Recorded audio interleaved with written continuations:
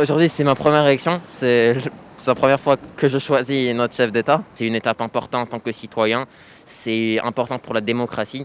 Et en fait, j'ai mon grand-père qui vient d'un autre pays africain. Il a connu la dictature, le danger et même la torture. C'est pour ça qu'il est important pour tous les jeunes, pour tous les vieux, pour tous ceux qui en fait vivent dans une démocratie, d'aller aux urnes. Je souhaiterais que l'État français reconnaisse la marocanité du Sahara occidental et que nous développions des partenariats commerciaux et sécuritaires conjoints dans le but de prospérer mutuellement. On a vu récemment des changements importants avec l'Espagne, avec l'Allemagne, donc on espère que le futur président va vouloir aller dans ce sens-là, dans un sens de vrai partenariat entre le Maroc et l'Europe. J'ai un peu d'inquiétude sur le résultat, donc par rapport notamment aux deux candidats d'extrême droite. Donc voilà, on espère que le résultat sera pas en leur faveur en tout cas. Je trouve ça assez inquiétant justement aussi en France.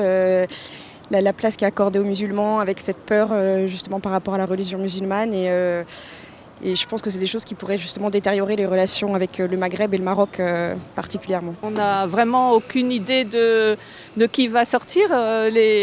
Les entre parenthèses grands candidats, petits, on se demande vraiment. Bon, moi personnellement je suis assez anxieuse quand même parce que y a des côtés que je n'aimerais pas voir arriver au pouvoir. Beaucoup parlent effectivement de la montée de l'extrême droite. Moi je pense qu'on peut être surpris et que la gauche, avec ses propositions notamment écologiques, pourrait faire, et je l'espère, un rebond en avant et gagner un peu du terrain. Surtout au premier tour, je pense qu'on peut être surpris. En ce moment, il y a beaucoup de sentimentalisme envers ce qui se passe en Ukraine.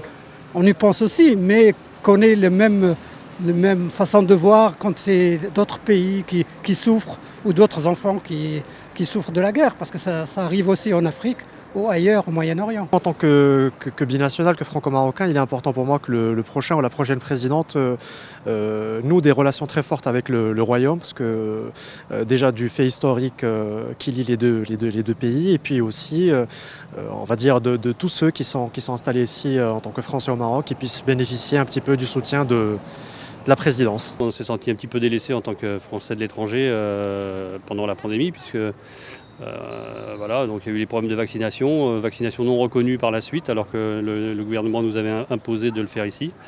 Donc ce serait bien à l'avenir qu'il y ait un peu plus d'anticipation et de compréhension vis-à-vis des Français de l'étranger.